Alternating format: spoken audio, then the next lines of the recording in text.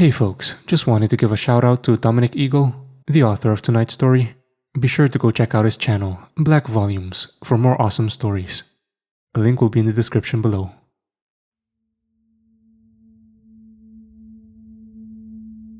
I just moved houses, and there are no women in this town, other than me. On the day of the property viewing, that wasn't the case. These streets were bustling with men, women, boys, and girls. It felt like any ordinary town. Cul-de-sacs branched off from the main strip, cozy pockets of red-bricked homes and cobblestone streets. There was a local drinking hole named after some animal or monarch. Amusing that it's often one or the other, though I'm not calling the two things synonymous. It had every ingredient of a quintessentially British settlement. 1 month later, however, I returned to a very different place. Moving day. Moving day, as I called it, was overwhelming for exactly 37 reasons, and the emptiness of the town didn't make the list, my ever-growing list of things to remember. What a waste of a day off, I thought. Anyway, I wasn't concerned by the lack of women. In fact, I hardly noticed the lifelessness at first. After all, I arrived a little after lunchtime on a weekday, so I assumed most people were at work. In place of its true name, I'll call the town Propagate. That word was written with blue paint in large, uneven capitals on a low-level wall. Several truant schoolboys sat atop that bricked partition, which separated a small detached house from the main road. A dozen legs swinging back and forth like a row of pistons. They had an odd energy. Given they were rule breakers, an energy neither giddy nor intimidating. But the blank-eyed boys did keenly watch my car as it drove by. That sighting was only the first oddity. There was also the young man walking the cocker spaniel, the 5 elderly gentlemen at the bus stop, the neighbor standing with both arms around his 2 sons. They watched from the front lawn as I pulled into the driveway of my new home. As I said, I noticed the quietness, but it didn't concern me. The lack of women might have triggered warning signs in normal brains with a little common sense. But I was completely oblivious. An awe-stricken first-time homeowner with a bulky moving van in tow. Don't judge me yet. I'm not by any means the bluntest blade in the knife block, just the least even. I was hardly surprised by the autism diagnosis in high school, as I'd always been a little rusty when it came to, as my dad called it, the real world. People and politics, the fuzziness of social science. My mind has always belonged to rigid sciences. Let me put it this way. I have a PhD in chemical engineering. But I once let a tittering teenager and his pack of hooded friends borrow my phone. "Oh dear, of course, I'll let you ring your mother to pick you up," I obliviously said. That was how I waved goodbye to my brand new iPhone. I'm smart dumb. Or dumb smart, take your pick. Stephen Gawking, the trio of bullies used to call me. It took their one collective brain cell to come up with it, but it was a good one. I'm surprised they even knew what gawking meant. Anyway, moving to Propagate was supposed to be a turning point. I was determined to prove everybody wrong. My friends in the city, my family back home. I wanted to show them that I wasn't a socially stunted egghead. I had the stuff, whatever the stuff might be. The independence and street smarts of my peers, I suppose. I turned 27 this year, so I knew it was time to make something of myself. And that certainly happened in Propagate. After only half an hour, the 2 movers had unloaded all of my belongings, and they left me alone. I heard one of them mutter about a strange look from a neighbor. Given what would follow, they were right to flee. I spent the next few hours sorting through my belongings, but my mind soon started to wander. I needed something less mind-numbing to do, so I decided to spend the rest of my day exploring Propagate. I took a stroll to the nearest convenience store, hoping to familiarize myself with the layout of my new hometown. And as I left suburbia behind, Propagate's true nature revealed itself to me. I entered a main street littered with dozens upon dozens of townsmen, far more than there had been on my street. And there came a twisted feeling in my belly. Even an atypical mind like mine knows when it's outnumbered. It was an infestation of suited business types, schoolboy clusters, and dog walkers. There was no longer any avoiding it. The fear, the feeling of eyes dancing across my flesh. And once I realized that heads were swiveling to track my movements, I scurried across the road to enter a store on my right.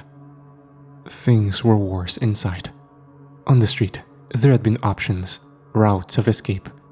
Even as an autistic woman, I've acquired the social skills necessary to detect when the male gaze tips from icky to sticky, when it glues so industrially to your skin that you sense impeding, inescapable danger. When you realize that the watching man or men might want to do more than look. That early evening, mere minutes before the sun merged with the horizon, I felt utterly and entirely alone. I had only an inch of daylight on my side. I didn't feel safe. I wasn't safe. And as I said, I had hoped things would be better inside the convenience store. But they weren't. I'd only thrust myself into a more claustrophobic arena of prowling eyes. What terrified me so greatly was that the eyes hardly looked like eyes at all. Eyes can't hurt you. But the town's many sets of spheres were alive. Hundreds of spheres connected to one unified horror. And whatever thing followed me, disguised as countless pairs of pupils, it promised a nightmare. Would you rather be alone in the woods with a bear or a man? That question rang in my head, and I thought about a third option. Something neither man nor beast. Whatever that thing might have been, I was already alone with it. A supermarket worker, name tag reading Mike, eyed me from a few yards away. He looked sick. Not sick with lust, not even sick with a common cold. His eyes were swollen, appearing too large for the sockets in which they lived, and his skin bore stretch marks as if bulging from the pressure of something. A terrible thing below Mike's flesh, settling alongside his skeleton and organs. Now I've been stalked and even manhandled before. I wasn't new to the fear of strange men, but this was something else. A scenario above the pay grade of my primitive fear response. Strangers were stopping in their tracks. That was what unsettled me. It was as if they had been skewered by poles protruding from the ground. As if each man had been forced by something beyond his control to endlessly pivot, to follow me with a cutting gaze. Nadia? A static female voice called. Relief and fright simultaneously seized my body. Relief at having heard the voice of another woman, but fright at the mystery of its origin. My eyes eventually slid downwards, and I realized that I had, half-consciously, heard my phone ring several seconds earlier. Realized that I'd answered the call with a shaking thumb, though I'd barely been aware of doing so. I was relieved to see that my screen read, Chloe. Nadia? My friend repeated. Did you answer by accident? Let me talk a little louder. Nadia, I'm trapped in your pocket. Help! I smiled, thankful tears collecting in my eyes. With Chloe's colorful voice to accompany me, I wasn't alone. Still quivering, I lifted the phone up to my ear. I didn't want my friends to worry about me. Didn't want her to know that I'd stumbled at the first hurdle of independence. Like nearly every other adult in the world, I had to feign normality. Putting on a brave voice took significant masking, but it was a skill that I'd mastered over the years. I'm here, I said, before uttering a full laugh. Sorry, it must have been my gyat that answered. Chloe snorted. Where are you, bitch? You stood me up. Ah, I thought. I'd invited my oldest and dearest friend to visit my new home after work. That was one of the 37 things I was supposed to remember. But I'd had entirely forgotten, as is typical of me. The serotonin overload of becoming a homeowner had wiped my brain. Happiness and fear frazzle my thoughts equally. You forgot, didn't you? Asked Chloe. No, I lied. I just nipped to the supermarket to get us food and drinks. A likely story, she replied in a chipper tone. It's okay, Nats. I forgive you. Just bring some vino back for your dear friend, okay? She's shivering on the porch, talking about herself in the third person. I grinned, making my way down the liquor aisle. Chloe's distracting voice enveloped me like a warm blanket. She helped me to temporarily forget about the many watching eyes, and I soothed the remaining ache in my chest with a little sensory stimulation. Let my fingers brush against the bottles of Sauvignon Blanc on the middle shelf. Let my gaze brush against the price labels beneath. I hear you, girl. My friend said. You're drooling over the dirt cheap brands. It just seems unnecessary to buy an expensive bottle, I pointed out. They're all the same, really. Chloe groaned and replied. They're not all the same. Do I need to come down there and pick for us? No, I inwardly pleaded, tuning into my environment once more. As much as I craved her company, I didn't fancy the idea of doubly hungry eyes salivating at the only signs of female life. I'll buy a good one, I promised. See you in 10 minutes or so. Okay, Chloe said. see ya. I wanted to scream for her to stay on the line, but my friend hung up before my lips had even parted. And then I returned to the reality of my situation. After I put my phone into my pocket, I scanned both ends of the shop. In the aisle adjacent to mine, an elderly gentleman was lightly tapping a box of oatmeal with wrinkled fingers. But his eyes were facing me. I noticed his walking cane on the tiles below. He'd let it clatter to the floor at some point. His free hand hovered aimlessly, and his fingers were curling in a groping motion. Not for the cane that he'd been holding. For me. I drew blood from my bottom lip, tightly biting it to stifle a slight whimper of horror. Then I spun my head back to the line of liquor. After taking a mid-range wine, only wanting to get out of that place, I turned to leave. But my uncoordinated fingers knocked the bottle beside it. As it started to topple, I watched in panic, bombarded by a nightmarish vision of strewn glass and red liquid, by a vision of every last townsman converging on my location to inspect the commotion. I was thankful, of course, when the wine did not fall. Thankful until I realized that the tiled bottle was suspended in mid-air. Realized that a set of bulky fingers were wrapped around it. The hand came from within the sea of bottles, and I knew I shouldn't, but I instinctively squatted to look through the gap between two shelves, followed the black-sleeved arm to the next aisle, to the stranger who had stretched his arm through the shelving unit to catch the bottle. A man whose face was not revealed, for he rose far above the middle shelf. I saw only his midsection, an unbuttoned blazer in a second hand, an open palm frozen in the shape of a high five or a wave. When the hand did move, it did not offer a friendly gesture. It started to walk, nearly run across the middle shelf, started to cross the bridge between our two aisles. And it was not shooting toward a second toppling bottle. It was shooting towards me. I screamed, clutched my chosen wine, then dashed out of the aisle, dashed towards the self-checkout registers at the right-hand side of the store. I hoped, by doing the scanning myself, that I would avoid any more of the unnerving townsmen. "May I help you?" a watching member of staff asked oppressively, not cooperatively.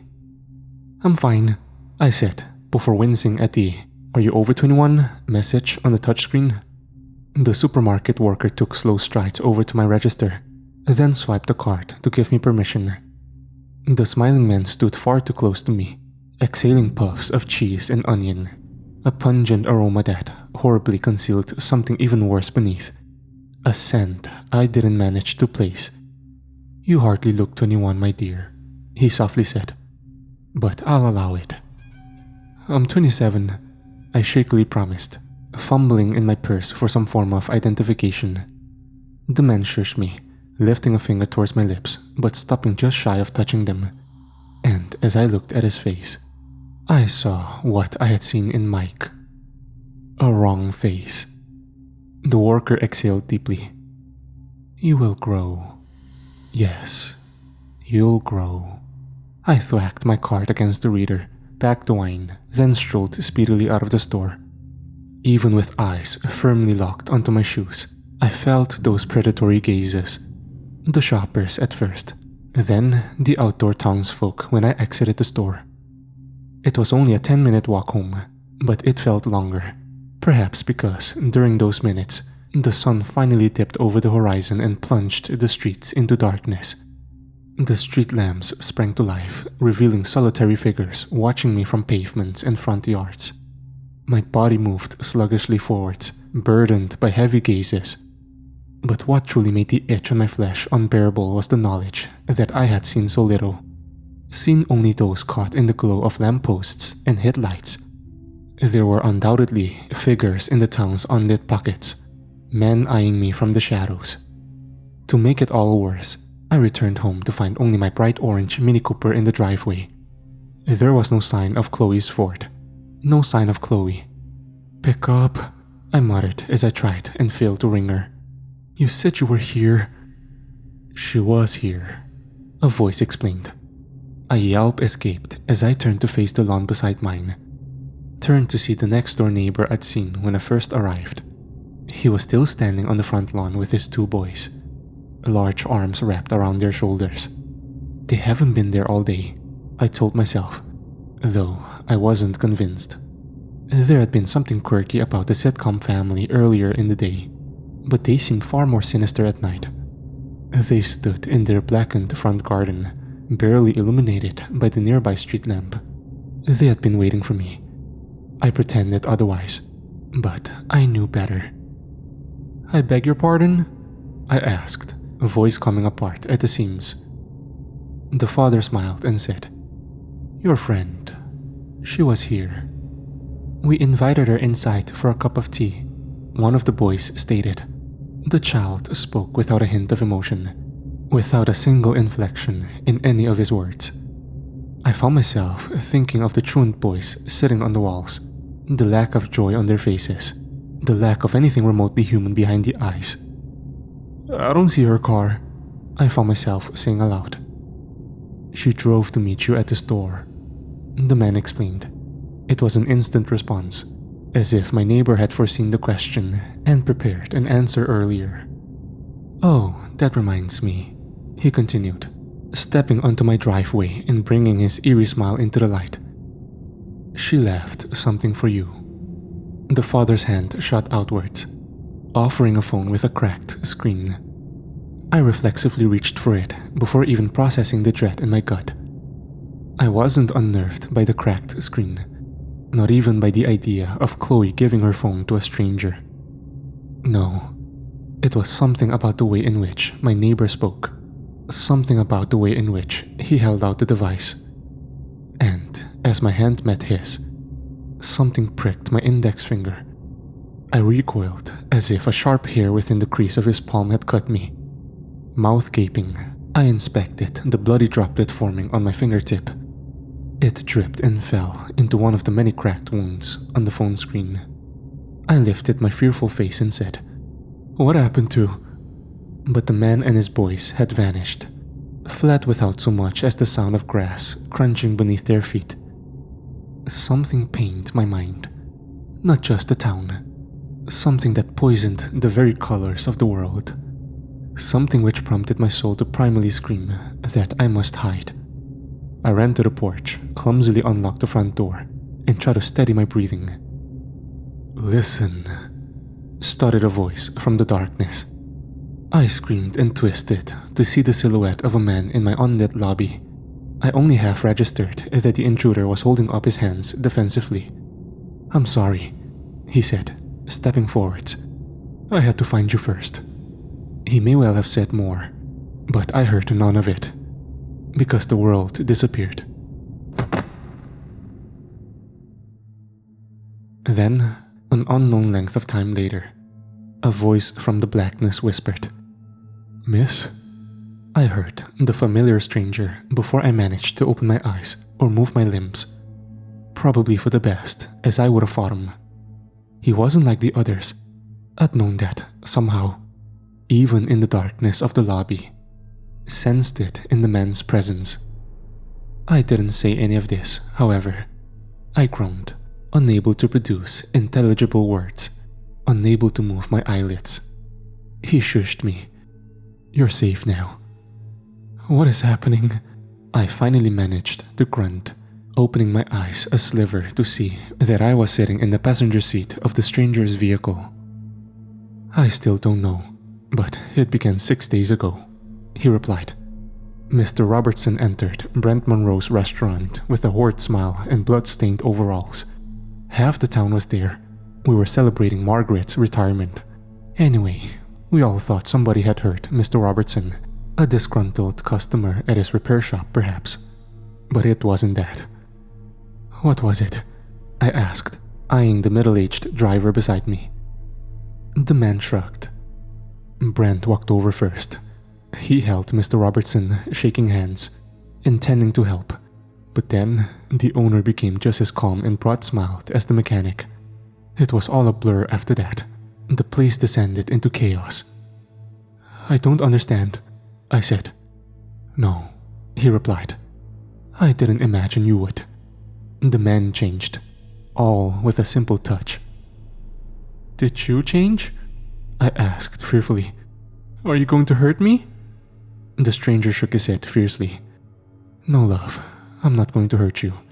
My name's Tom Lawson, and I'm gonna get you out of here. What's your name? Nadia, I said. What happened to the I trailed off, but Tom knew what I was going to ask. My eyes had focused enough to see the outline of his face. Unkempt facial hair revealed that he wasn't willingly unshaven, and the dark circles under his eyes told me that he hadn't slept well in days. He eventually said, I had a wife and 2 boys, Katie, Jack, and Sam. I thought only of them. That was why I didn't stay at the restaurant, why I didn't help anyone. And when I drove through town, I saw men and boys carrying the limp bodies of wives, mothers, daughters, and sisters. But they weren't dead. Tom noticed me inspecting the dried blood on my index finger, and he nodded. They didn't want to kill the women, Nadia, the man explained. They wanted something worse, something no man should want. But they're not men. I reckon you know that by now. I hung my head. Tom said, it spreads by skin touching skin, only the men. I don't know why. It might be a virus, might be the rapture. All I know is that, whatever they were, I didn't want to become it. You don't have to explain yourself, I said. I just want to leave this place. Well, anyway, I came home to find my street in disarray. I don't know how it spreads so fucking quickly, Nadia. The man paused for a long time, tears brewing in his eyes. It took my boys. I had no words, so I sat silently. They were waiting for me in the front hallway, he continued, and they told me that they hadn't seen their mother. I wanted to hug them. I did. But they were lying, and they weren't my boys anymore. What happened to your wife? I asked. The man started to sob. I don't know. Why are you still here, Tom? I whispered. Why haven't you left? Where would I go? He replied. I have nothing. No one. I wanted to redeem myself, Nadia. I wanted to help those left behind. People hit at first, those not infected, those not taken. But it caught up to all of them in the end. Haven't seen a woman in days. Not until you, of course. Rotten timing, I said. He shrugged. I found you before they did. I know, I said, nodding. I owe you my life. Tom waved a hand dismissively. Katie might be still out there, I continued. They might all still be out there. I hope so, he replied, before turning to me. That's what keeps me. By the time the car's beams lit the figures, it was too late to brake. They stood 3 abreast on a road near the perimeter of town, a road without street lamps. The barricade of bodies was revealed by the headlights only when 200 feet away, and believe me when I say that, whilst traveling at 50 miles per hour, it only takes a couple of seconds to cover 200 feet. Tom managed only to veer the steering wheel to the left, losing control of the car and colliding with the tree beside the road. The force of the impact didn't leave us unconscious, a small blessing given that the 3 strangers were already approaching our vehicle before I even managed to undo my belt. After freeing myself, I placed a hand in my empty window frame, cutting my hands on glass shards. I was grateful that the front bumper of Tom's Jeep had taken the brunt of the impact, but we were not both unharmed. The driver grunted painfully as we clambered out of the car, clutching his abdomen. Then he offered me a bloody smile. "I'll keep them occupied, Nadia. Go." I wanted to stay and argue. It was the proper thing to do. But the man, having sustained either minor or major injuries, had already started strolling towards the approaching figures. Either neurodivergence or my flight response kicked into gear, and I found myself running along the road, running back into town, because I didn't fancy my chances with the bulky men who were blocking our escape route. There were frightened cries from behind. And then there weren't. Tom Lawson had been unplugged. His scream did not fade. It instantly died. He chose to stop screaming of his own accord. I knew what that meant. I knew what had happened to him. The road back to town was obstructed by several more men walking towards me. I was being sandwiched by my hungry-eyed watchers. No way out of town, no way back to town. The woodland was my only recourse. I turned to my right and sprinted into the blanket of bark, praying that I would find an exit, find the next town over. I prayed that the townsman's sickness, earthly or not, had not traveled beyond the bounds of Propagate. I fumbled with my phone, turning on the torch. But it was my ears that became aware, not my eyes. I heard not-so-distant moans, garbled voices around me. Not voices of the haunted men who were pursuing me. No, these were muffled words of a higher pitch. The cries of women. I cast my torch from side to side, not daring to slow or stop, but I found no signs of the captives. And in my fearful search for the missing persons, I forgot that my uncoordinated limbs do not fare well when I multitask. It was no surprise then when I tripped, when I was sent sprawling across the forest floor by one of my feet tripping the other. I rose quickly, feeling a weightiness in my throat as the sound of men's footsteps loudened. But something at my feet had caught my eye, and when I cast my torch downwards, I shrieked.